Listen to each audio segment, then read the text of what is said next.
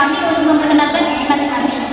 Saya Irfan Gusti nomor 1. Saya Asal Fadila Biasa nomor 2. Saya Mandiri Rama Maharani nomor 3. Saya Fadila Karoma absen 4. Saya Dia Sukma Dewi absen 5. Saya Dita Milna absen 6. Saya Pradila Kapradita absen 7. Saya Fitbulai Putra absen 8. Selamat menyaksikan. Allah Subhanahu wa taala berfirman, "A'udzubillahi minasyaitonirrajim. Wa khalaqa kulla syai'in faqaddarahu taqdira." Artinya, dan Dia telah menciptakan segala sesuatu dan Dia menetapkan ukuran-ukurannya dengan rapi-rapinya. Al-Qur'an surat Al-Furqan ayat 2. Ayat tersebut menjelaskan tentang qada dan qadar yang telah Allah Subhanahu wa taala tetapkan kepada manusia.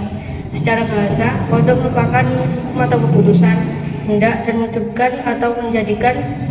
Adapun qadar bermakna kekuasaan atau kemampuan ketentuan atau kepastian, ukuran dan mengatur serta menentukan sesuatu menurut batas-batasnya.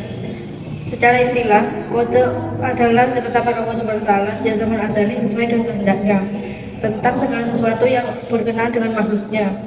Adapun qadar adalah perwujudan ketetapan Allah Subhanahu wa taala terhadap semua makhluk dalam kadar dan bentuk tertentu sesuai dengan kehendaknya. Beriman kepada qadar dan qadar berarti percaya atau yakin bahwa setiap yang terjadi dan yang akan terjadi di alam ini semua menurut apa yang telah ditentukan dan ditetapkan oleh Allah Subhanahu wa taala sejak sebelumnya. Macam-macam qadar dan qadar. 1. Takdir mu'allaq. Takdir mu'allaq secara bahasa berarti ketentuan yang digantungkan atau dikaitkan. Adapun secara istilah, takdir mu'allaq adalah ketentuan dari Allah Subhanahu wa taala yang masih ada kemungkinan untuk berubah dengan usaha dan doa yang sungguh-sungguh dari manusia. Misalnya, kaya atau miskin, pandai atau bodoh, dan sebagainya. Mu'allaq juga dijelaskan dalam Quran surat Ar-Ra'd ayat 11 sebagai berikut. A'udzu billahi minasyaitonir rajim. Bismillahirrahmanirrahim. Innallaha la yughayyiru ma biqaumin hatta yughayyiru ma bi anfusihim. Yang artinya, sesungguhnya Allah tidak akan mengubah keadaan suatu kaum sehingga mereka mengubah keadaan yang ada pada diri mereka sendiri. Quran surat Ar-Ra'd ayat 11. Macam-macam kode dan qadar takdir yang kedua yaitu takdir mubram. Takdir mubram secara bahasa berarti ketentuan yang telah diputuskan dan tak dapat dielakkan. Adapun secara istilah, takdir mubram adalah ketentuan Allah SWT yang telah ditetapkan atau diputuskan dan pasti terjadi, yang tidak dapat diubah lagi dan harus diterima dengan ikhlas. Misalnya kelahiran, kematian, jenis kelamin, dan lain sebagainya. Takdir mubram juga dijelaskan dalam Quran surat Yunus ayat 49, yaitu sebagai berikut. A'udzu billahi minasyaitonir rajim. Qul la amliku li nafsi darran wa la naf'an illa ma syaa Allah. Likulli ummatin ajal. Idza jaa ajaluhum fala yastaghfiruna sa'ah wa la yastaqdimun. Artinya, katakanlah, aku tidak berkuasa mendatangkan kemudorotan dan tidak pula kemanfaatan kepada diriku, melainkan apa yang dikehendaki Allah. Tiap-tiap umat mempunyai ajal. Apabila telah datang ajal mereka, mereka tidak dapat mengundurkannya, barang sesaat pun, dan tidak pula mendahulukannya. Quran surat Yunus ayat 49. Kejadian-kejadian yang berkaitan dengan qada dan qadar. Setiap manusia akan mengalami kejadian-kejadian yang berkaitan dengan qada dan qadar. Berikut penjelasan mengenai kejadian-kejadian tersebut. 1. Mukhayyar. Mukhayyar berkaitan dengan takdir mu'allaq, sehingga dapat dipahami bahwa mukhayyar merupakan kejadian yang berada di dalam kontrol manusia. Dalam kejadian mukhayyar, manusia mempunyai peran atas kejadian yang terjadi terkait dengan dirinya. Berkaitan dengan kejadian mukhayyar, manusia akan dimintai pertanggungjawaban oleh Allah Subhanahu wa taala. Karena semua yang terjadi adalah atas pilihan manusia, apakah ia akan melakukan atau meninggalkan perbuatannya.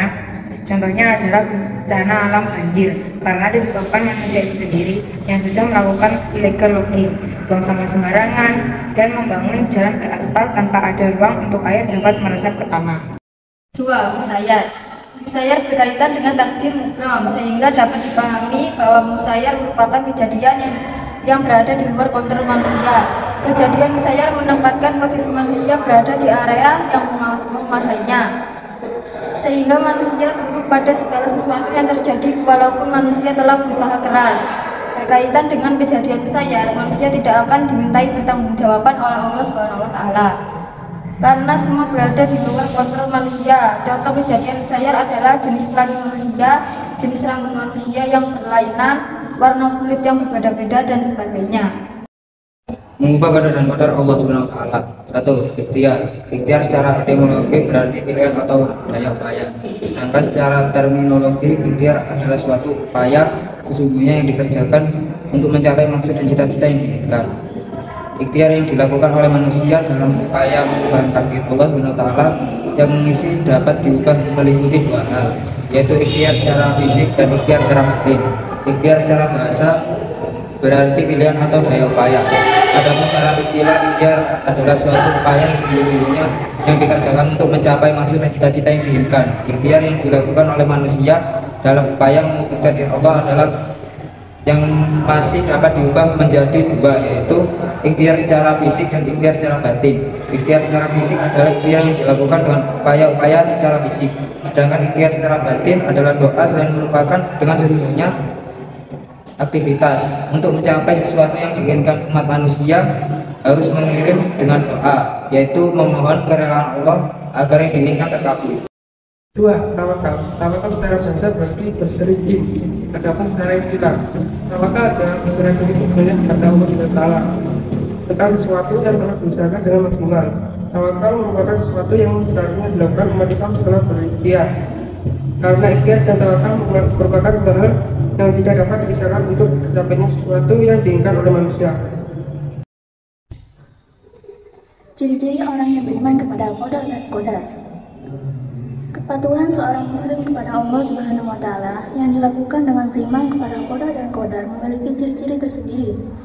Berikut ciri-ciri orang yang beriman kepada qada dan qadar Allah Subhanahu wa taala.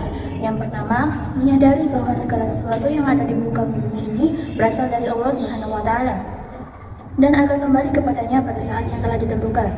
Yang kedua, menyadari dan meyakini bahwa segala yang diperoleh dan dialami manusia, baik berupa nikmat ataupun musibah, pada hakikatnya adalah ketentuan dan keadaan Allah Subhanahu wa taala yang tertulis dalam Lauhul Mahfuz. Yang ketiga, menyadari bahwa manusia tidak mengetahui apa yang akan menimpa mereka, apakah bencana atau nikmat. Kewajiban manusia adalah selalu ikhtiar dan tawakal agar memperoleh nikmat dan terhindar dari bencana. Yang keempat, selalu bersikap berani berbuat dan berani bertanggung jawab. Yang kelima, selalu mawas diri dan menghindari sikap sombong. Yang keenam, selalu bersikap kerja keras dan bersemangat untuk maju dan sukses dalam meraih kehidupan yang sejahtera, baik di dunia maupun di akhirat. Yang ketujuh, senantiasa berikhtiar kemudian tawakal. Hikmah beriman kepada qada dan qadar. Keimanan manusia yang ditujukan kepada Allah Subhanahu wa taala merupakan hal wajib dan harus dilaksanakan dengan meyakini dalam hati, diucapkan melalui lisan, serta diamalkan dalam perbuatan. Beriman kepada qada dan qadar sama artinya dengan beriman kepada Allah Subhanahu wa taala karena hal tersebut tidak dapat dipisahkan. Beriman kepada qada dan qadar memiliki hikmah. Berikut beberapa hikmah beriman kepada qada dan qadar Allah Subhanahu wa taala. 1. Memperkuat keyakinan bahwa Allah Subhanahu wa taala pencipta alam semesta dan Tuhan yang Maha Esa, Maha Kuasa, Maha Adil, dan Maha Bijaksana. 2. Meningkatkan ketakwaan kepada Allah Subhanahu wa taala. 3. Menyadarkan hati untuk menerima kenyataan dengan rela dan menumbuhkan jiwa tawakal. 4. Mendorong umat manusia, umat Islam untuk berusaha agar kualitas hidupnya meningkat, sehingga hari ini lebih baik dari hari kemarin dan hari esok lebih baik dari hari ini. 5. Menumbuhkan sikap dan perilaku terpuji, serta menghilangkan sikap perilaku tercela. 6. Menumbuhkan kesadaran bahwa alam semesta dan segala isinya berjalan sesuai dengan ketentuan-ketentuan Allah Subhanahu wa taala, sunnatullah atau hukum alam. Cukup sekian presentasi dari kami, kurang lebihnya mohon maaf apabila ada salah kata. Wassalamualaikum.